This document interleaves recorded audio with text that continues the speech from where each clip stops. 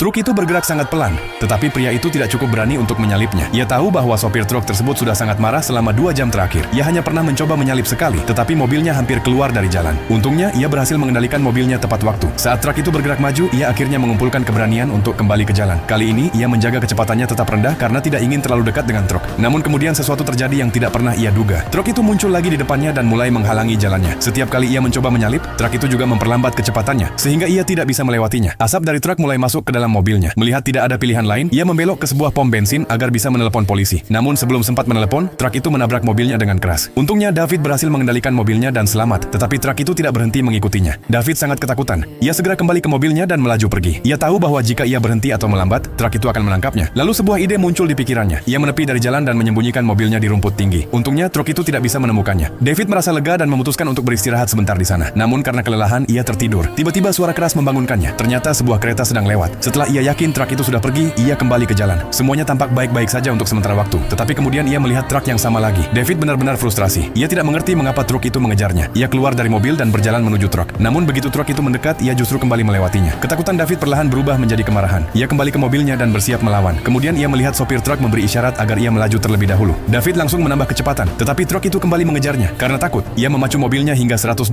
km per jam. Tetapi truk itu masih mengejarnya dengan kecepatan penuh. Lalu ia melihat mobil polisi di depan. David segera meminta bantuan, tetapi truk itu hampir menabrak mobil polisi. Tidak ada pilihan lain, David harus terus melaju. Saat ia melaju, ia sampai di persimpangan jalan. Tanpa berpikir panjang, ia mengambil jalur kedua. Mungkin ini satu-satunya kesempatan terakhirnya. Seperti yang ia harapkan, truk itu tidak bisa mendaki jalan menanjak dengan cepat. Sedikit kelegaan muncul di wajah David, tetapi kemudian mobilnya mulai bermasalah. Kecepatannya menurun dan ketakutannya kembali muncul. Ia mengira truk itu akan menangkapnya sekarang. Lalu ia melihat jalan menurun yang panjang di depan. Ia memanfaatkannya untuk melaju kencang, tetapi pada akhirnya mobilnya kehilangan kendali dan menabrak gunung. Dalam situasi sulit itu, David berhasil menyalakan mobilnya lagi dan menuju puncak gunung. Namun ketika ia sampai di atas, ia melihat tidak ada jalan lagi di depan. Tempat itu benar-benar tertutup. Harapan terakhirnya hilang. Lalu sebuah ide terakhir muncul di pikirannya. Ia menginjak pedal gas penuh dengan bantuan sebuah tas. Kemudian tepat sebelum tabrakan, ia membuka pintu mobil dan melompat keluar. Ia ingin menyelamatkan hidupnya dengan segala cara. Sopir truk ingin mobil David hancur total, tetapi ia tidak tahu bahwa di depan ada jurang yang sangat dalam. Itulah sebabnya David berhasil menyelamatkan hidupnya.